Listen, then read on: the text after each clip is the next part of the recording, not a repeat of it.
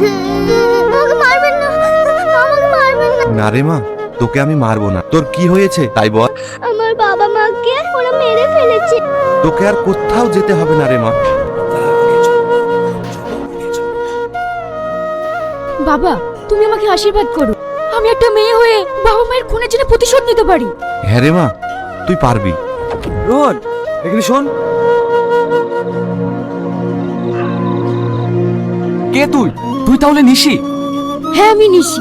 তোদের খেলা শেষ, এবার তোরা মৃত্যুর জন্য প্রস্তুত হ। আমি না, তুই। আমাকে ছেড়ে দাও বলছি। এই সাল্লু, যা লাশটা আমাদের পুরাতন বাড়ির জঙ্গলে পুঁতে দেয়। ঠিক আছে দাদা।